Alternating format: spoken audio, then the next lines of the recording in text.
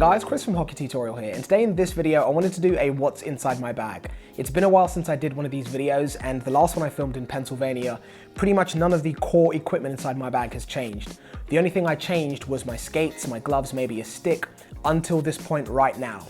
My shoulder pads, my leg pads got to the stage where all of the seams were busting, the Velcro on my leg pads was completely worn away because the protective wasn't sitting on my body properly and essentially it was moving around a lot. It wasn't really protecting me at all, so I thought now was the time to replace all of it. So now everything in my bag is new, it's fresh. So let's take a look at my favorites, let's take a look at what I'm gonna be using for the next few seasons to come.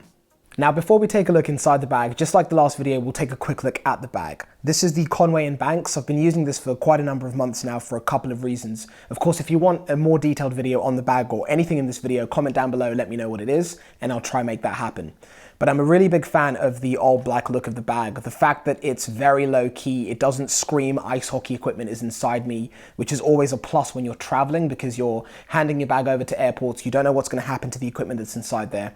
And having a low key bag is just a nice way of making sure that hopefully your equipment will make it to the other side safely. Aside from this, I like the material that the bag is made from. It's really robust, but it's been dragged across numerous airport floors. This particular version doesn't have wheels, but I know they do have a wheeled option. This is just a standard carry bag. Big fan of this. It also has massive air vents along the sides, both sides, which means that even when the bag's closed, you get a little bit of air ventilation, which just helps to keep your equipment fresh, help it last a lot longer. Now, when you open up this bag inside, it's got storage dividers, it's got a very, very high visibility yellow base, which makes it super easy to see your equipment in a low lit rink or low lit arena locker room, which is always a bonus. Aside from the storage dividers, which is a thing that I'm a massive fan of, it also has a couple of storage compartments. I always find that bags that have good air circulation and storage dividers lack compartments, or if they have good storage dividers and compartments, they lack breathability. This is a bag that I feel has got a lot of those elements correct, which is a plus for me. It makes it nice and easy to be able to get to all of your equipment, be able to spot if anything's missing. It keeps things nice and organized, which I'm a big fan of. Moving on to the equipment, the first thing I'm going to be grabbing is my shoulder pads. These are CCM's AS1 shoulder pads. Now, there's a couple of pieces of equipment that it's always great to save money on, and a couple of other pieces of equipment that if you can go and get the best and the most protective that you can possibly find, that's always a bonus, regardless of what level you play at. CCM AS1 shoulder pads feature D3O, which is that crazy goo or that crazy foam that I've filmed a bunch of videos on, one of which is approaching 2.5 million views. I'll link all of those down below. I really believe in the product. I have seen what it does firsthand. It's something that I really know works, and it's why I decided to go for these because they feature it. And aside from that, I know these would be the most protective shoulder pads that I could get from CCM in the SuperTax range, so that's why I picked these. Really like the color scheme, they fit incredibly comfortably. The number one thing that I consider when I'm buying gear is if I don't really notice it's on my body, it means that it's doing its job, and that's exactly how I felt about these, and it's why I went with them. Next up from there is gonna be my shorts or pants, depending on where you're from. These are CCM Quick Light. By no means are these brand spanking new.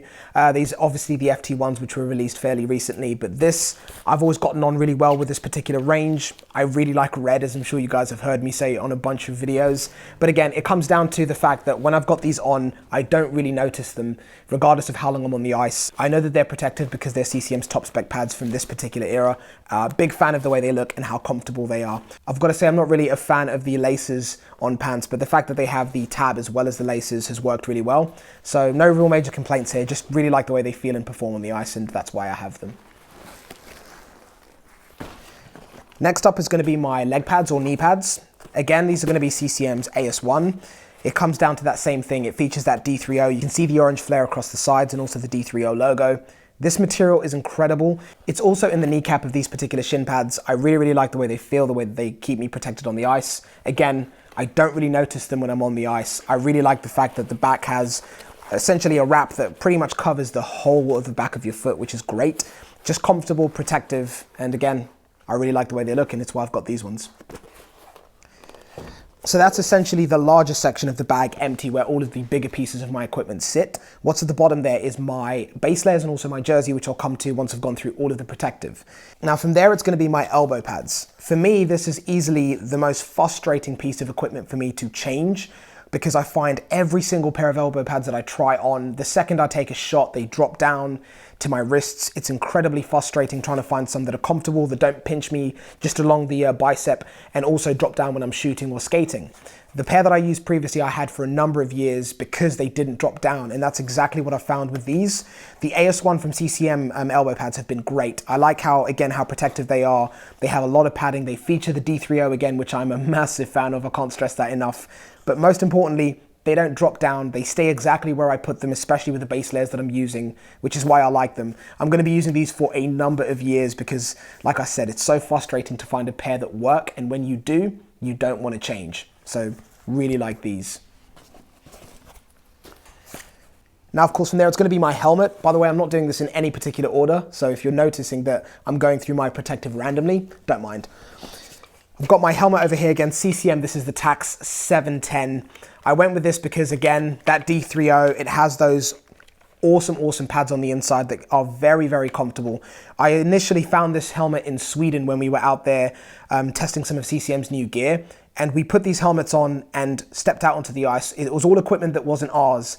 And after an hour or two of playing, I didn't even think about the helmet. One of the guys from CCM, I think it was Richard, handed me this helmet, put it on my head and said, tell me what you think about it when you get off. And I got off and I didn't even say a word because it just felt like I was wearing the helmet that I'd been wearing for years. I really like the way the gel bladders sit on your head, the way they hold your head securely. It's not a tight fit, but it's a snug fit and it feels good. It feels comfortable. It's adjustable. It's just been one of the most comfortable helmets I've used. The only one that I felt that was close to this was the CCM Resistance, which is quite old now. This is a newer model and I feel that it's been doing a really good job. It's why I've stuck with it. So that's what I'm using for my helmet. And the visor is Hockey Ninjas visors. I'll link them down below if you've not seen the visors that they have, but they make very high quality visors at insane prices. I think most of their visors are around the $30 mark, which is crazy considering the quality that you're getting. And they're also made in Europe, which is a bonus. But yeah, this is what I'm using on my head. Now moving on, it's going to be my skates. The skates I'm using right now are the CCM FT490s, which are a completely new model from CCM. These skates are just below the FT2, so these aren't the top spec skates. The reason I went for these is because I think in my personal experience, this is where I've seen a manufacturer really step up the skates below the top spec skates. They've carried over a lot of features like the one-piece boot frame. It's just an insane skate, and of course it features the brand new XS holder, which is the one that has that dial that lets you completely without tools remove the blade if you need to change it if you break a steel, which is phenomenal. But it's just been an all-round great skate. It's comfortable, it fits my foot perfectly. I've done a video on these, and if you want to check that out, I'll link it down below if you want to find out more information about what these skates offer versus the FT2. So that video will be down below as soon as it's live. But I've just really gotten on with these. Again, I love the way that they look. I've been using JetSpeed since they created the first JetSpeed skate, all the way from the FT1. Tried the FT2, but I found that these were better. Not only is the construction of the skate just a little bit softer than the FT2, which benefits my build and my level of play and also the amount I'm on the ice, but I just felt like I got on with these a lot better. So that's what I'm using right now, and that's why. But as a quick side note, CCM's new XS holder is unreal. There is a full video about these if you want to check that out. I'll also link it down below in the video description. In terms of my protective, last but not least, is going to be my gloves. Now the gloves I'm using over here are the 7092s. These are, again, not top spec. I went for these because they were comfortable. I felt like this was adequate for my level of play. And something that I'm not a fan of is very thin palms. I like the palms to be fairly thick, but not so thick that I can't get a good feel for the stick. The reason for that is just because I want them to last. The abrasion pads that these gloves have worked really well. I really like the way that they felt, and they fit my hands really nicely. I don't want to ever have to adjust my gloves when I'm playing, and I found that these have just nailed it. So that's why I've stuck with these ones. It would be nice to have these in red though. So CCM, if you're watching, if you've got a pair of these in red, hit me up. I'd really like that. And from there, what I save for last is my base layers.